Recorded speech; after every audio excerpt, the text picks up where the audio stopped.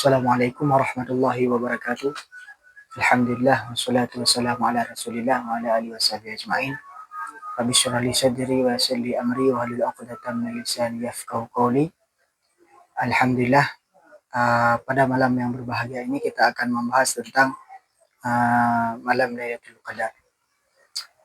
Sudah tidak asing lagi yaitu malam Lailatul Qadar karena sudah masyhur di kalangan kita. Makna daripada Lailatul Qadar adalah Lailatun khairum min alfi syahr. Artinya malam yang mana malam tersebut merupakan terlebih baik daripada 1000 bulan yang lain.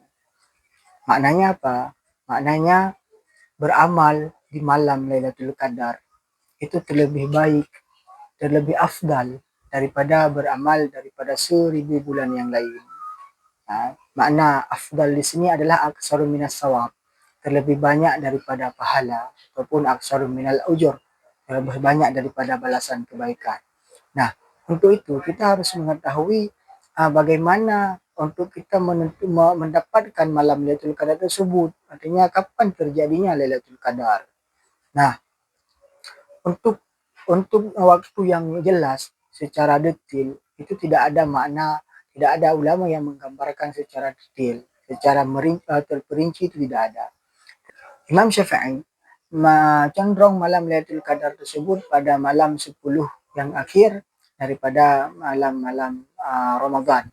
Artinya Imam Syafi'i berpendapat bahwa malam Lailatul Qadar itu terjadinya pada malam 10 daripada bulan Ramadan, pada malam-malam yang ganjil. Kemudian Imam Syafi'i juga tidak merincikan kapan terjadinya malam Lailatul Qadar tersebut. Nah, sementara ulama di antaranya ada Imam Al-Ghazali mengatakan bahwa malam Lailatul Qadar itu kita lihat kapan terjadinya awal Ramadan. Maka di saat kita sudah tahu kapan terjadinya awal Ramadan, maka kita akan mengetahui malam Lailatul Qadar tersebut. Maka di sini sangat jelas di dalam kitab Qulyubi itu mengatakan bahwa Imam Syafi'i mengatakan untuk menentukan ataupun untuk kita mengetahui malam Lailatul Qadar kita melihat awal daripada malam Ramadan. Fa in kana awalhu yaumal ahad aw arba'a fahiya lailatul 29. Artinya jika awal Ramadan itu jatuh pada hari Minggu atau hari Rabu, maka malam Lailatul Qadar itu terjadi pada malam 29. Itu yang pertama. Yang kedua, jika terjadi awal Ramadan itu pada hari Selasa, maka terjadinya malam Lailatul Qadar adalah malam 21. Itu yang kedua. Jika hari Selasa, maka pada malam 21. Kemudian jika terjadinya awal Ramadan hari Selasa atau hari Jumat, fahiya sab'in wa isyrina, maka terjadi malam Lailatul Qadar itu malam 27. Ataupun terjadinya awal Ramadan pada hari Khamis, fahiya lailatu khamsin wa isyrina, maka malam Lailatul Qadar adalah malam ke-25. Kemudian jika terjadinya awal Ramadan yaumas sabti, fahiya lailatu thalathin wa isyrina. Jika terjadi awal Ramadan hari Sabtu, maka jatuhnya Lailatul Qadar pada malam 23. Itu ketentuan yang dikatakan oleh sementara ulama, diantaranya adalah Imam Al-Ghazali. Cara menentukan malam Lailatul Qadar. Jika terjadinya awal Ramadan pada hari Minggu atau hari Rabu, maka malam 29 lah Lailatul Qadar. Yang kedua, jika terjadi awal Ramadan pada hari Selasa, hari Senin, jika terjadi Ramadan hari Senin, maka jatuhnya Lailatul Qadar malam 21. Atau jika terjadinya awal mula Ramadan hari Selasa atau hari Jumat, maka malam 27 lah Lailatul Qadar. Atau terjadinya awal mula Ramadan pada hari Khamis, maka terjadinya Ramadan malam ke-25. Dan jika terjadinya hari Sabtu awal Ramadan, maka Lailatul Qadar adalah malam 23. Jadi pada puasa 2025 ini jatuhnya Ramadan pada hari Sabtu. Tentunya sesuai dengan pendapat Imam Al-Ghazali yang mengatakan bahwa jika jatuhnya awal Ramadan hari Sabtu, maka Lailatul Qadar adalah malam ke-23. Itu ketentuan ataupun kriteria-kriteria yang sudah digambarkan oleh Imam Al-Ghazali dan juga para ulama-ulama yang telah terdahulu. Nah, itu yang kedua, yaitu kapan terjadinya Lailatul Qadar. Yang ketiga, di saat sudah mendapatkan malam Lailatul Qadar, apa yang akan kita lakukan pada malam Lailatul Qadar? Kepada kita selaku orang yang mencari malam Lailatul Qadar, tentunya kita sudah mempersiapkan bekal terlebih dahulu. Maknanya kita tidak menunggu akhir daripada bulan Ramadan, akhir daripada 10 Ramadan, tapi kita sudah istiqamah di dalam melakukan ibadah selama bulan Ramadan, baik daripada 10 awal ataupun 10 pada pertengahan, itu sudah ada dalam ibadah, itu sudah ada dalam istiqamah dalam beribadah, baik siangnya berpuasa dan malamnya qiyamul lail, yaitu menghidupkan malam. Kemudian bagi kita yang menanti akan kehadirannya malam Lailatul Qadar, kita ditugaskan untuk mempersiapkan diri, yaitu dengan cara fayuhya bisalah wal qiraah wa kasrid doa. Artinya kita yang mempersiapkan diri untuk mendapatkan malam Lailatul Qadar, yaitu tidak hanya menunggu malam-malam ganjil daripada 10 yang akhir saja, melainkan kita setiap malamnya harus menghidupkan malam dengan cara melakukan salah ataupun berdoa ataupun kita membaca Quran.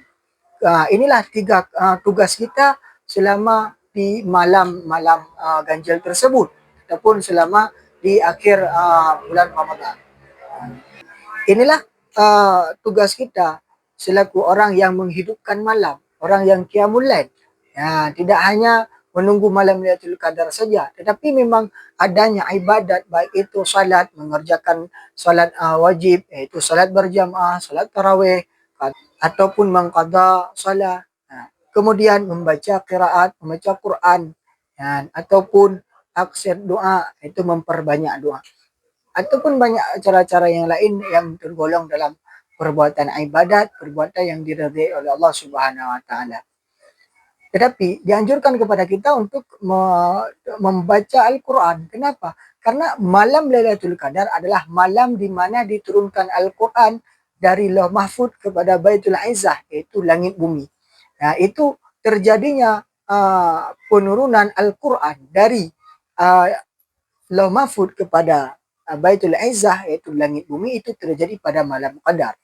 Kemudian dari Baitul Izzah ini melalui perantara malaikat Jibril diturunkan kepada Nabi Muhammad SAW secara berangsur-angsur selama 23 tahun. Turunnya Al-Quran dari Lauh Mahfud kepada Baitul Izzah itu secara keseluruhan pada malam Lailatul Qadar. Kemudian dari Baitul Izzah diturunkan kepada Nabi Muhammad SAW melalui perantaran malaikat Jibril, itu terjadi pertama pada malam 17 Ramadan, yang mana itu termasuk malam Lailatul Qadar.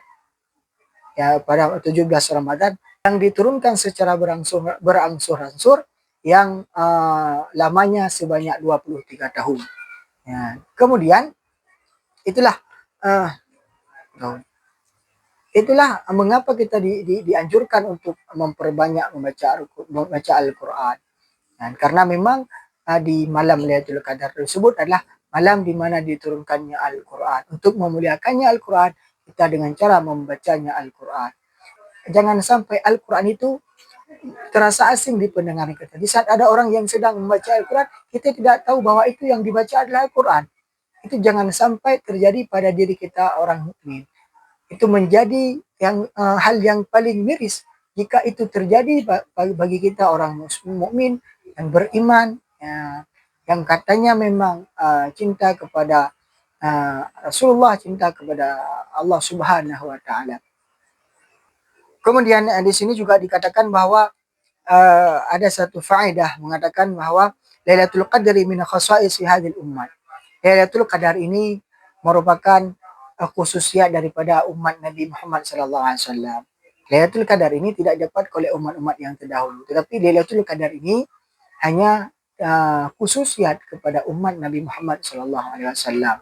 Maka kita yang sudah diberikan keistimewaan oleh Allah Subhanahu wa taala, jangan kita sia-siakan dengan menyepelekan membaca Al-Qur'an. Tetapi membaca Al-Qur'an itu menjadi suatu ibadat, per ayat, per huruf daripada Al-Qur'an yang kita baca itu mendapatkan pahala, apalagi per ayat, per surah ataupun kita sudah mengkhatamkannya. Semoga dengan momentum Ramadan ini kita bisa meningkatkan ibadat kita kepada Allah Subhanahu wa taala dengan dari perantaraan yang kecil, baik daripada salat, puasa ataupun bersedekah, ataupun membaca Al-Qur'an. Inilah tahap-tahap awal untuk kita meningkatkan ketakwaan kita kepada Allah Subhanahu wa taala. Mungkin inilah sedikit gambaran tentang Lailatul Qadar, yang mana semoga kita semua diberikan kesehatan, kesempatan oleh Allah Subhanahu wa taala sehingga kita mampu selalu dalam ibadat, mampu untuk berpuasa dan mampu untuk mendirikan malam sehingga kita mendapatkan malam yang kita impikan, malam yang kita idamkan, yaitu malam Lailatul Qadar, yang mana malam tersebut terlebih baik daripada malam-malam 1000 bulan yang lain. Amin ya rabbal alamin. Subhanakallahumma bihamdika asyhadu an la ilaha illa anta astaghfiruka wa atubu ilaik. Alhamdulillah rabbil alamin.